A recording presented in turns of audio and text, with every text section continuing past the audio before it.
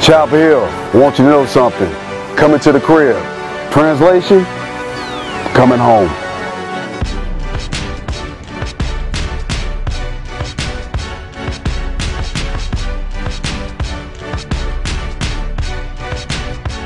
So I want to take y'all on a tour of my hometown, where I grew up at.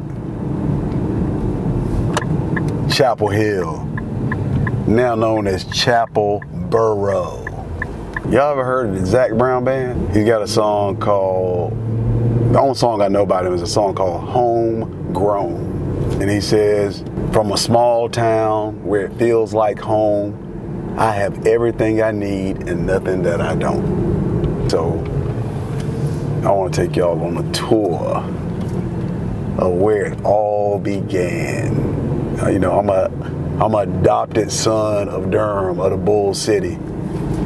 And the Bull City's been good to me for the past 16 years. And you know, we still live there, but it's time to come home. It's kind of time to do some work at home. It's like the people in Chapel Hill have loaned me to Durham for 16 years, and so we prayed about it. The Lord said, it's time to come home. So I'm coming home. So we're going 54 West as you go past Hank Anderson Park, and then we're coming up on Rangewood. This is where I grew up. So I spent 12 years in Rangewood. And in this neighborhood, everybody knew everybody.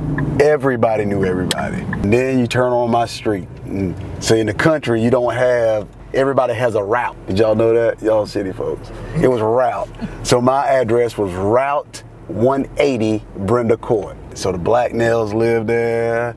Michael Brown lived there. My dad's best friend, the man who gave me his first job that just passed, Fred Battle, they lived there. My Aunt Shirley lives right there. And straight ahead, that's where I live.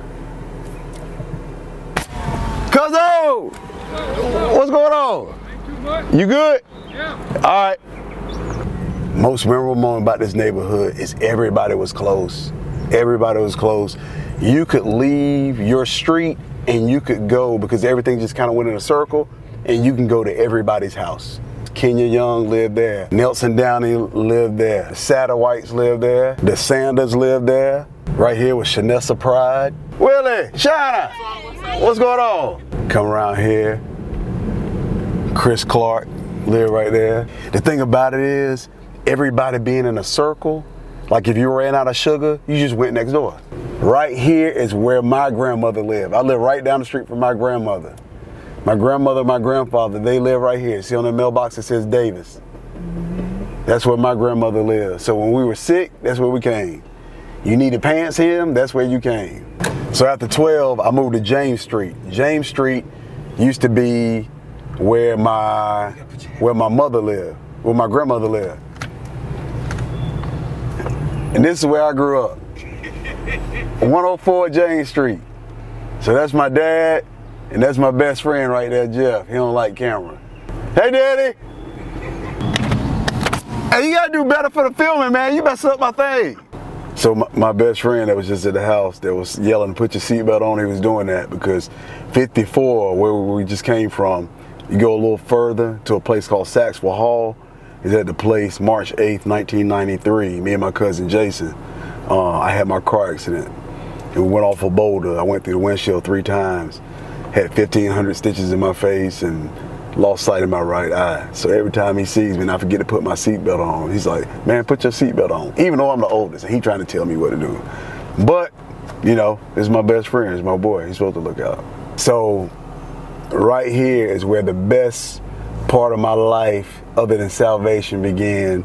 October the 28th, 1988, I met Tequila M. Baldwin. And so I met her and she was in the auditorium of the school when they were taking school pictures.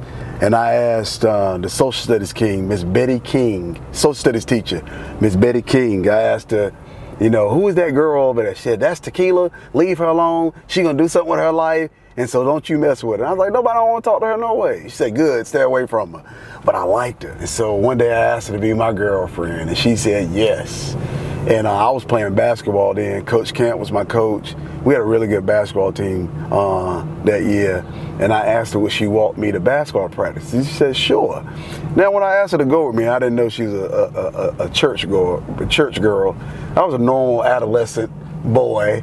And so I asked her would she walk me to basketball practice. So right there, that's the door to the basketball gym. And that's why I was asking her to take me. And so I tried to take her the long way. I began to take the long way home so we could be alone. That's what I was trying to do. And I want y'all to see this. So you come from the football field, I think it's still like this. Yep. See those fields back there?